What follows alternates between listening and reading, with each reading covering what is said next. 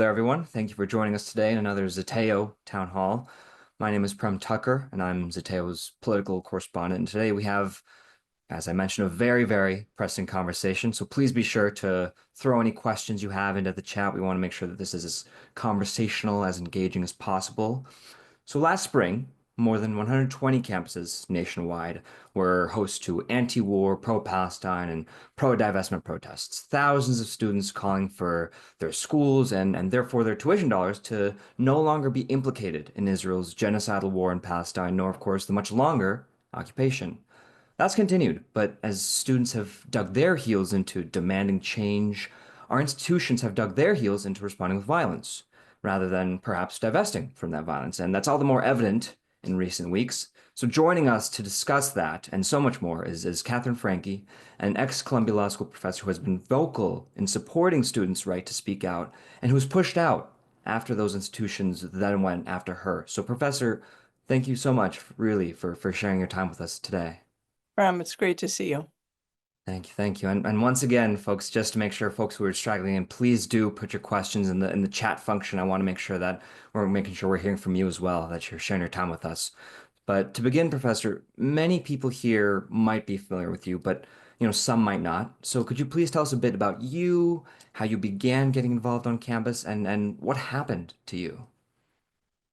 What happened to me? What happened to any of us right now? Indeed. It feels like Yeah. I could answer that differently 10 minutes from now than I could now. But, my relationship with Columbia started in the late 1970s. I was an undergraduate here at Barnard. Columbia didn't admit women at that point.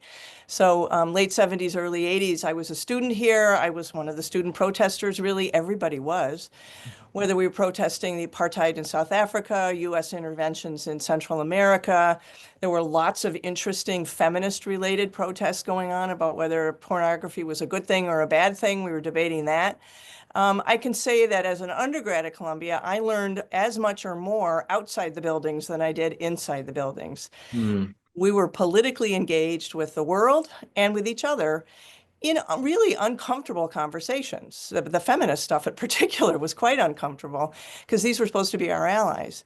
So I graduated from Barnard, went off and went to law school and had a life doing civil rights law, and then came back here in 1999 and 2000 as a professor on the law faculty. And I've been here 25 years as a law professor. And during that time, I operated very much as an advisor or supporter for our students who were engaged in protests. It was part of my history here.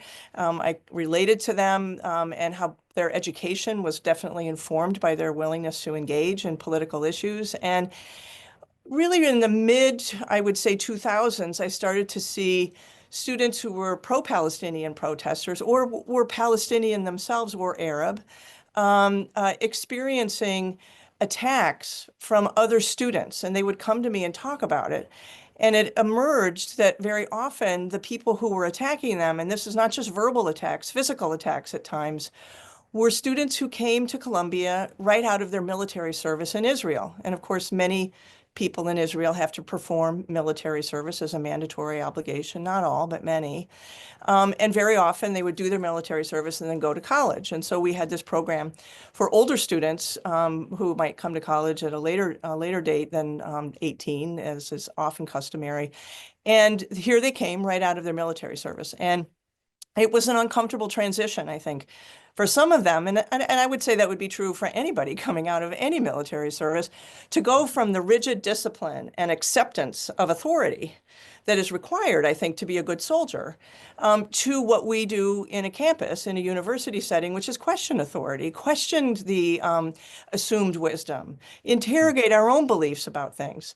And then, of course, laid on top of that was the conflict in Israel and in Palestine that in a way kind of repeated itself or replicated itself on our campus. And so I've been seeing those students for many years, giving them some support, being a liaison to the university to make sure that the university understood what was happening with these students. And then, not this January, but the January before, there was a protest on our campus here of students demanding a ceasefire and divestment. And they were sprayed with a noxious chemical of some kind. Smelled horrible, put some of them in the hospital with upper respiratory issues. And Amy Goodman over at Democracy Now! Asked me to come on the program and talk about it. And the students who were at the protest identified who the sprayers were, and they were two or three guys who had just come to Columbia from Israel. And if you looked at their Facebook pages, you could see that they had just finished their military service. So I mentioned on the show that there had been a pattern of this problem of students who were pro-Palestinian experiencing serious harassment from students who were pro-Israeli, and that the university basically hadn't done anything about it. This struck me as one of the worst examples of that. And two colleagues of mine here in the law school, I'm in my office at the law school right now, so they're down the hall, filed a complaint against me that that was biased against Israelis. To state a fact of my own experience, based on things students had told me and facts I knew, that somehow was something that created a hostile environment for all Israeli people who were part of the Columbia community. So that proceeded. I thought if you could just watch the video, I still don't believe that what I said was anti-Israeli. And then they filed more complaints and more complaints and more complaints against me. And the environment here became more and more hostile. I had colleagues screaming things at me about how I supported Hamas, that I didn't care that there were anti-Semitic attacks against these colleagues' children or their families, which of course isn't true. And I had people in my office, of students sitting right in that chair right there, came to my office to say he was very upset by how the protesters here were being basically persecuted by the university. And he wanted to talk to the president of the university about it. And I said, that's a great idea. Do you want to like try out what you might say to her? And so he did. Well, I met with him several times. Turns out he wasn't a student. He was videotaping me secretly, and then it appeared on right-wing Zionist websites, Wow. infelicitously clipped.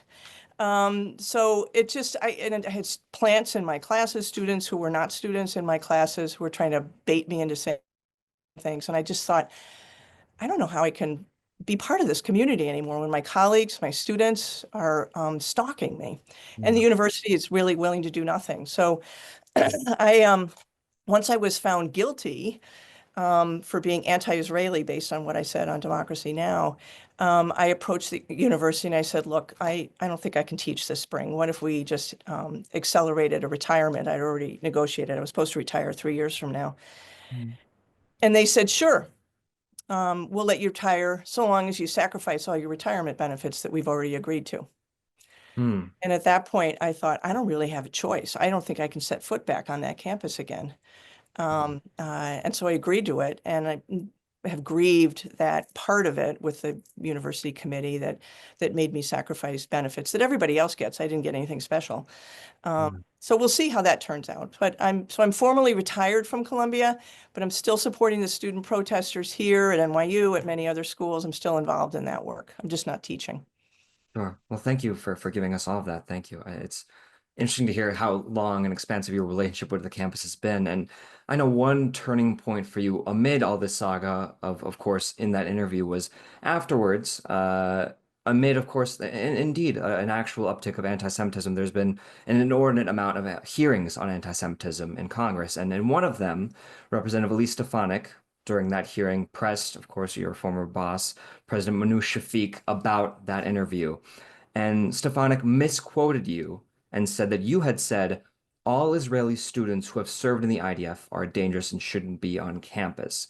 And so we talk about first, the complaints against what your comments were, and then the sort of hijacking of your language, and kind of the same way we saw Jonathan Glazer's, famous Oscars speech last year of words being taken from you. So what has it felt like to sort of be subject to that? And more broadly, you talk about some of the surveillance that you faced. What has it been like in terms of just being harassed, surveilled, threatened? What has your interactions with colleagues been like?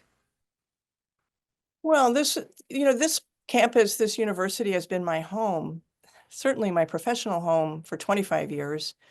and another kind of home since the late 70s. I haven't been part of any other institution as long.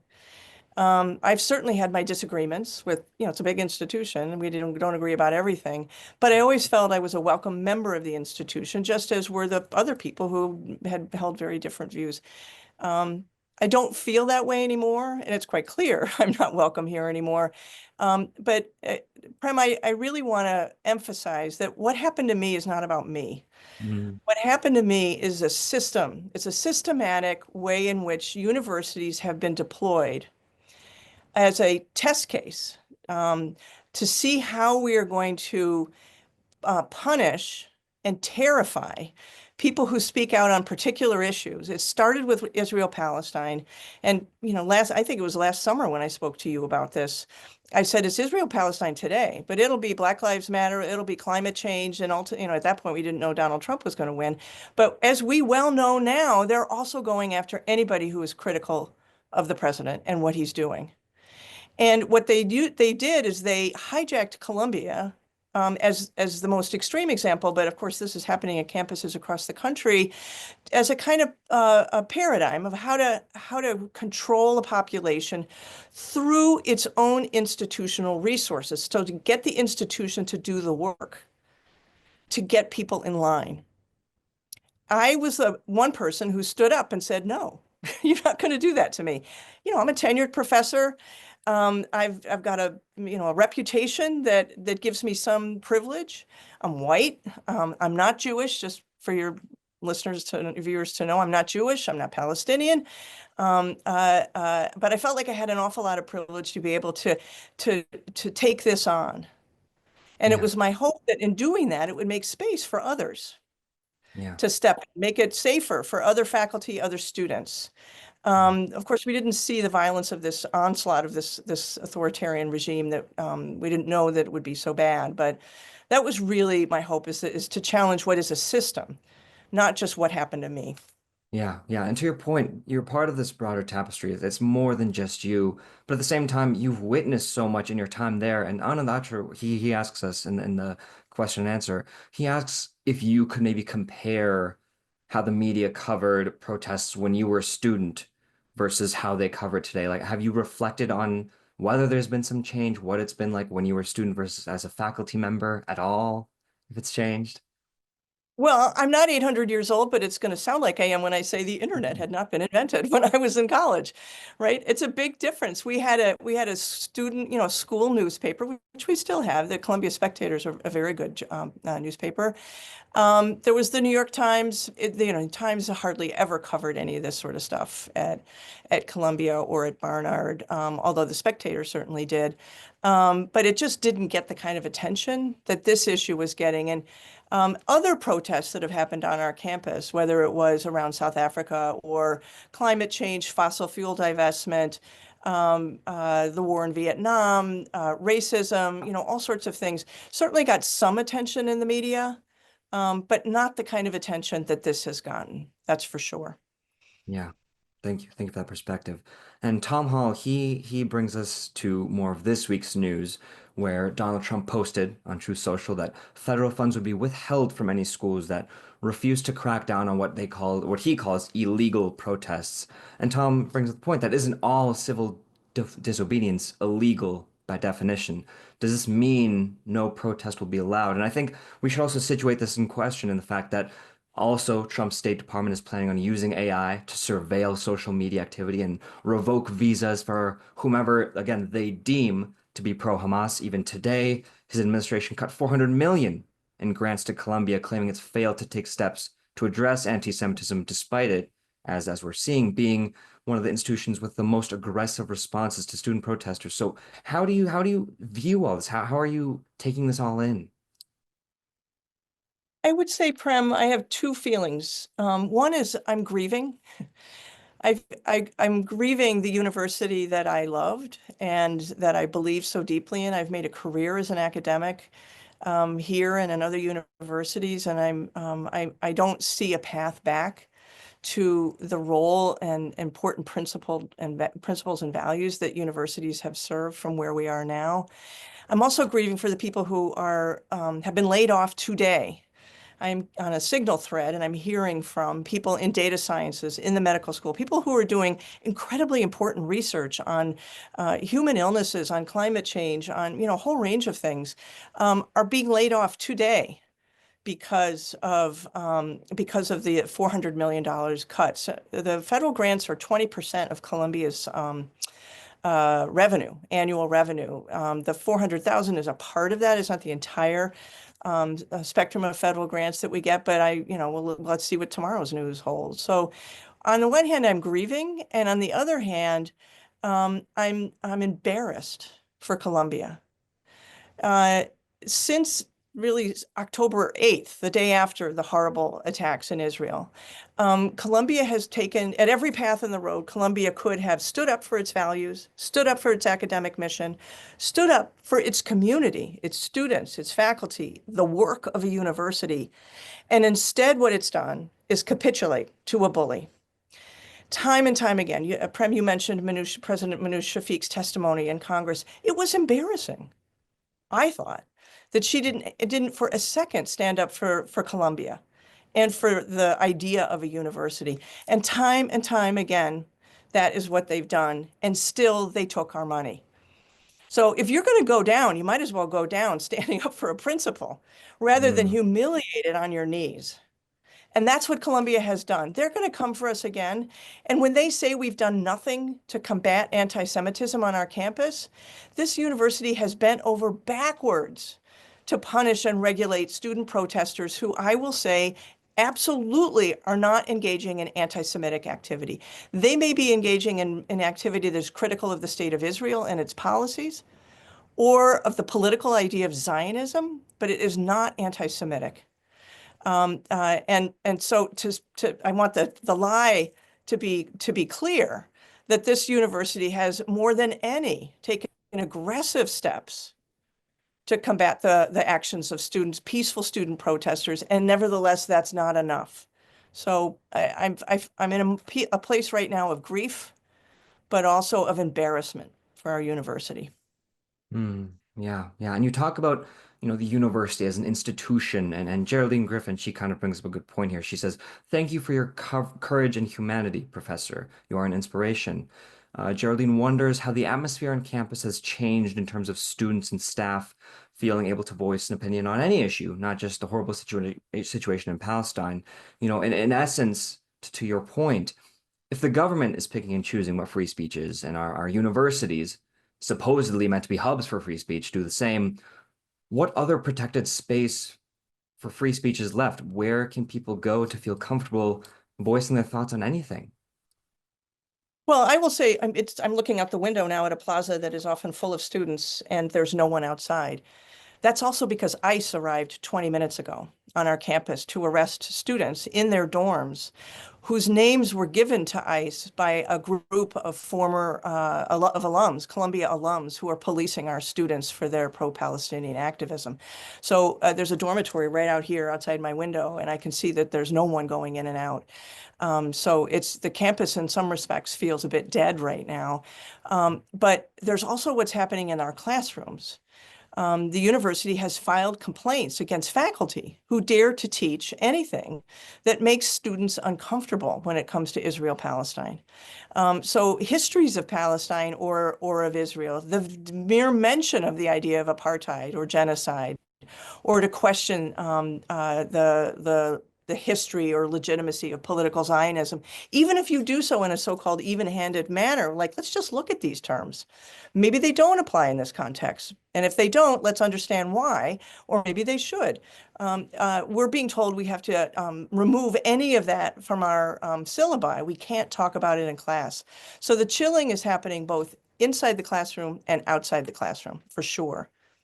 Yeah, yeah. And I think several of our readers are wondering, in response to that chilled atmosphere, Asha Gosen and John Harvey both kind of asked this question about recourse. John recalls the Vietnam era where Columbia, again, in the 60s was a central point of protest and free speech. And you kind of wonder, just, you look back on history and how people got through those times, and if they really did. Here we are again, sort of in a circular manner, with another sense of just McCarthyite repression of people expressing their views generally, but especially on something for which they're directly implicated in. So, what recourse do you see in response to an atmosphere like this? Is it through the legal system? Is it through something more radical? What do you think? Well, that's unfolding. We are working on it. I'm in a law school. I'm a law professor. My profession has been to make little lawyers, make new lawyers, and I will say at the same time that law will not save us. I don't think it will. Mhm. We can't live without law. We need it, but we need organizing. We need social movements. We need political pressure.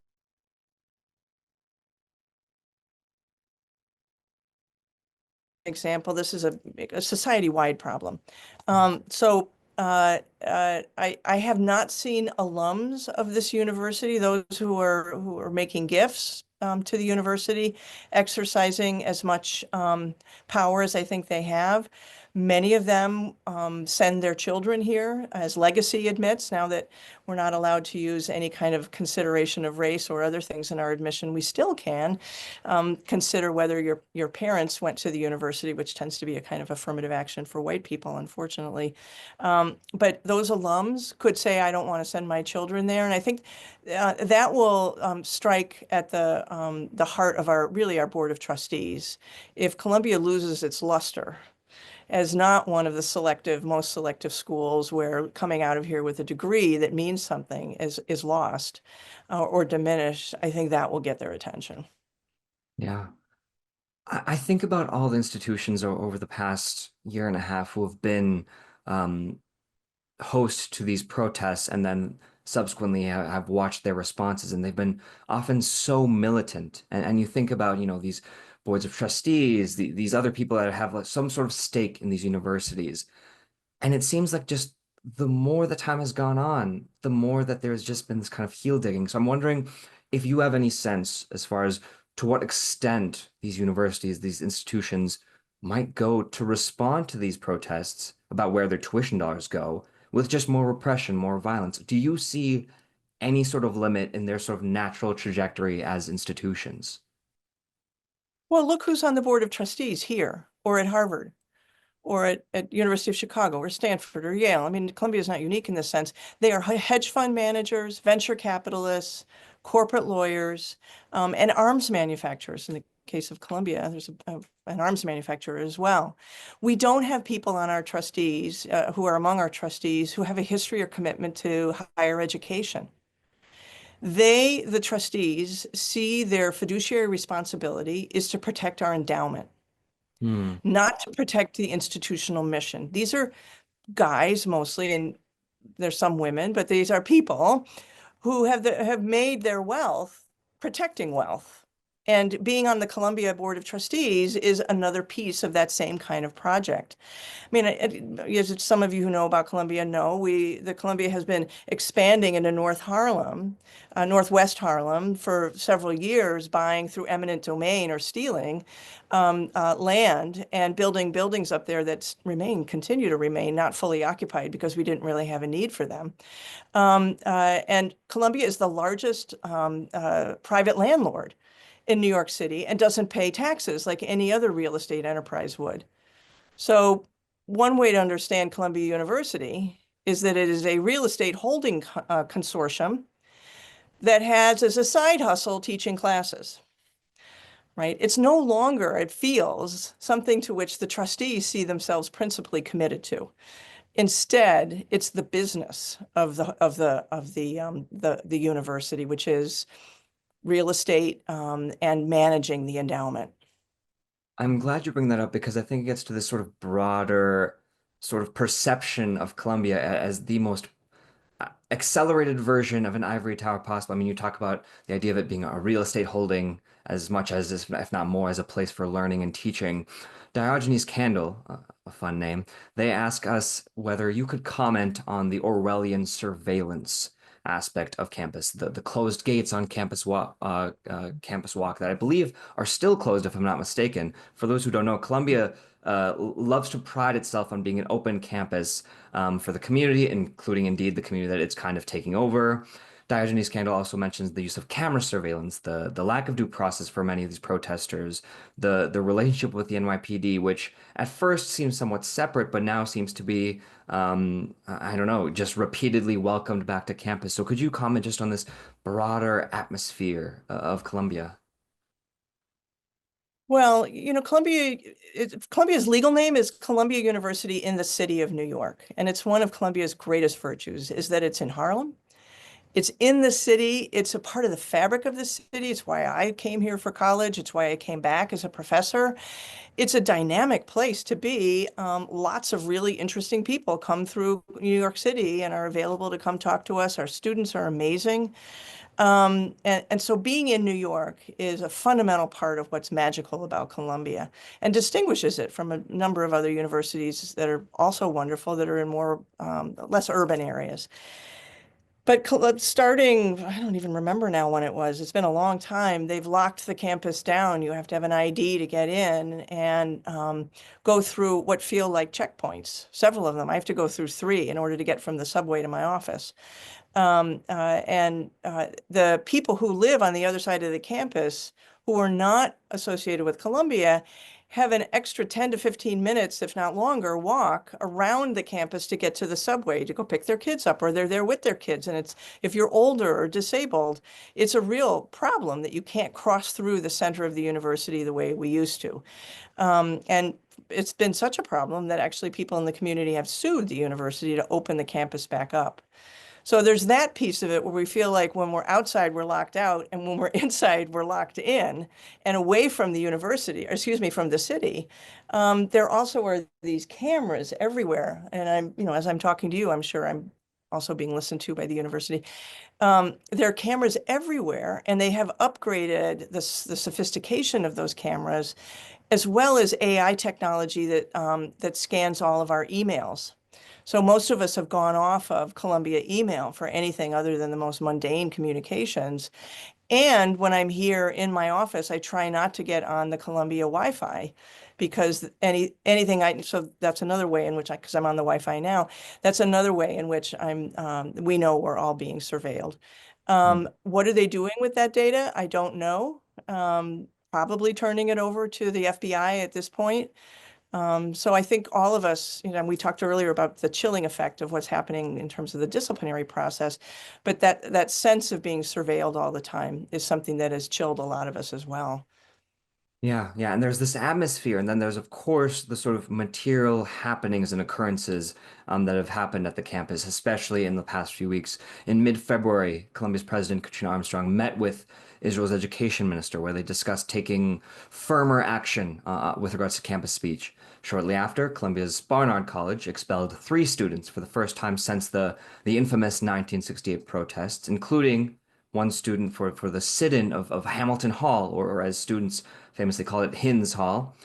Columbia also welcomed former Israeli Prime Minister Naftali Bennett, who once famously said, "I've killed many Arabs in my life, and there's no problem with that," to campus. The school, again, also allowed the NYPD to come on campus recently and arrest more students. And our friends at DropSite reported on a quiet process that Columbia is going through to discipline students who are critical of Israel, including, apparently, for writing op-eds. So I wonder, we talk so much about this chilling atmosphere generally, which of course is accompanied with these events, but what do you make of these events, especially in such rapid succession, especially given the concurrence with the Trump administration's active, out loud, blatant attacks on the Constitution and free speech? Yeah. I mean, Prem, can you imagine if I or someone else on the campus had invited a Palestinian leader who had said, "I've killed many Jews and I'm proud of it"? I mean, that would never happen, and I don't think it Horrible. should happen. I think it would be a terrible thing to say that, and then be invited to Columbia to talk about that. And that the dean of the School of International Affairs would invite Naftali Bennett right now, right now, when things are so, right at the edge on our campus. It's such a provocative thing to do. And of course, the students were going to protest that.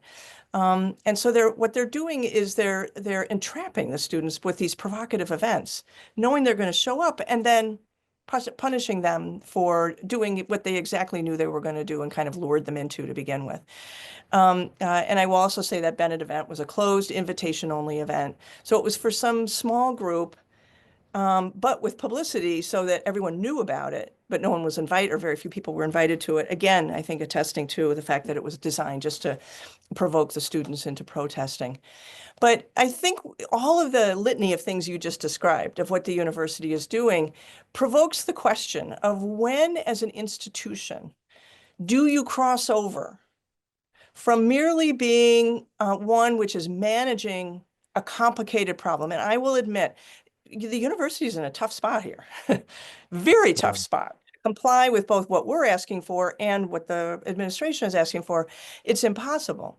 But at what point have you crossed over from managing that crisis and doing damage control to actually becoming part of the apparatus of authoritarianism? And I think it's quite clear that Colombia has crossed over. It is now doing the work of the Trump administration as one of its instruments Hmm. in the name of enforcing civil rights laws, non-discrimination laws. But when you actually sit down with the general counsel and the general counsel's office, you will see that their interpretation of federal anti-discrimination law as it pertains to people of color, religious-based discrimination, et cetera, is more right-wing than the Trump administration's. So this university, I think more than almost any, it's the one I know best, so it's the one I can speak to, I think has crossed that line and is Yeah. now part of the problem, part of the authoritarian regime, not just managing a really difficult situation. Yeah. And in such just difficult repressive conditions, what advice might you give to faculty or staff who are trying to be allies in the same way that you are? And moreover, we have a few other attendees who wonder where can students turn to for legal support, legal help? Are they unprotected? Where can they go? Okay, so those are two really different questions. Yeah. Yeah. One thing, what we do is study other contexts, other histories. What you see the Trump administration doing is pretty much out of the playbook, most recently of Viktor Orban in Hungary. And Hmm. he deployed the universities as an instrument of his project, his authoritarian project, very effectively. And I think we ought to be meeting with our Hungarian colleagues, Hmm. studying that, talking to them about what forms of resistance they use, what worked, what didn't work, and be in community with them as well. I think in Erdogan and Turkey, similar set of experiences that we could learn from. We always think this would never happen here. Here it is. Here it is. And we weren't ready for it, but others have been going through it for a long time. Never mind what Masha Gessen and others are teaching us about authoritarianism in Russia and how we can learn from that. So I think that's our work right now, is to not see this as exceptional, but to see it as part of a larger global pattern in history. Where the students can go, I'm on the board of Palestine Legal. We offer enormous backup to students who are in disciplinary proceedings. I've organized 120 lawyers in New York City, trained them in how to do student disciplinary cases here at Columbia, at City College, at CUNY, at NYU. People are coming together about how to back up the students. But I just want to remember that we all have to be so careful not to get too pulled into a politics of distraction. Hmm. Right. These disciplinary cases are designed to distract us from what the real issue is, which is a genocide, Hmm. and a growing form of authoritarianism in Washington. And I don't want to mistake Colombia as the enemy for what really is going on. Colombia is doing the bidding of the state of Israel and of the Trump administration at this point. But Colombia is not really our enemy unless we succumb to the politics of distraction. So I don't want to only focus on what's happening here, but try to also see how to keep an eye on what is the larger struggle, and not get fully consumed with what's going on locally right outside my window here. Yeah. The way you contextualize that, it reminds me so much in some ways of the essence of the Columbia encampment. I remember there was a photo going around on one of the days where Jewish and Muslim students were both kind of giving each other space to pray and sort of standing around them, giving them the space and also protection away from photography while they did that. And I remember talking to students who talked about sort of reading with each other when they're not busy trying to also study for their finals, talking to each other about what they were there for, kind of just the sense of generosity, the sense of promise, optimism, forward-lookingness. And Edwin Morenzi, he kind of gives us a good question here that I think hopefully grounds us in something and to your point really focuses us, which is what keeps you going? How do you find what to do, productive action when sometimes it feels that very little can be done to stop this assault on our freedoms, this assault on our freedoms to speak up for Palestine, for injustice anywhere? How do you sort of ground yourself in something and keep moving and keep feeling, you know? Well, I think I need to be willing to feel more than one thing at once. So we were speaking earlier about both grief and embarrassment. I'm also delighted and encouraged by the courage and the boldness of our students and how intelligent they are and compassionate they are. What motivated a lot of me through this is I have enormous privilege. I was a Columbia law professor. I'm white. I have tenure. I have all sorts of privilege. What's the use of having it if you Mhm. don't use it to some degree? It's not a scarce resource. It's not like, I use that privilege and then I go out and I'm not white anymore. Still am, turns out. So it was important to me in this process around my own job to see that as an opportunity to cast a light on a larger problem. And I think each of you want to ask the same things of yourself. What kind of privilege do you have that you can use in this moment? Audre Lorde wrote about her pain. She said, "In what ways can this pain be a source of use for me?" I think privilege can be also the same kind of uh, inward-looking inquiry of what kind of risks are you willing to take, knowing that a lot of people are getting hurt right now. Our students, for sure, but the people who are recipients of USAID money, all of the federal employees who have been fired, the people who are losing their Social Security benefits, trans people, trans kids in particular. There are a lot of people that are really suffering. So what little piece of privilege are you willing to use, not just sacrifice, but use in these moments? And then how do you restore yourself so that you can come back? And I have to say, retiring from the Columbia faculty, it was not something I chose, but it's been a bit of a relief to not be part of this community in an official way anymore. Even though I still have my office, I don't have to go to faculty meetings anymore. That is just great. And it frees me up to do other things like work on, immigrant defense and work with trans kids and things like that, where I think the need is greater. Lovely, lovely. And it might have just been me that cut out, but I would love if you could repeat that Audre Lorde quote one more time. It's something, and I'm sure I'm going And to you can misquote paraphrase her. for sure. That's fine. Yeah, she says, "But this pain I have, how can I find it of something of use?" Hmm. Rather than seeing the pain as something you have to look away from and see as a problem, how can you understand it as an opportunity? And I think privilege is quite similarly. So often those of us with a lot of privilege or some privilege, I mean, everybody has some privilege, I guess, or most people do. We sometimes are ashamed of it. We deny it. But how can we understand it as an opportunity and something we can use? And I think that's a question I would suggest all of us might ask in this time. Well said. Well, thank you, Professor. And thank you again so much for your time. Thank you, everyone who's come here. I'm sorry we couldn't get to every question. We did answer as many as we can. Thank you so much, Professor, for sharing your time with us and both for reflecting on everything that you've had to face, but also contextualizing it in a much larger battle that we're witnessing in front of us. So thank you again, Professor, so much. Well, thank you, Prem, and also thank you to these wonderful questions and for those of you who attended. I really appreciate it. Thank you. Thank you. And everyone, thank you so much again for sharing your time with us. We appreciate your support, your readership, your following of our work. We're going to keep trying to do as much good work as we can, and we very much appreciate all your support and interest, and again, your questions today. So thank you all so much. Appreciate you. Did you like this video? Don't forget to subscribe to this YouTube channel and turn on notifications. For exclusive content and to support our independent, unfiltered journalism, head over to zeteo.com. Your support matters.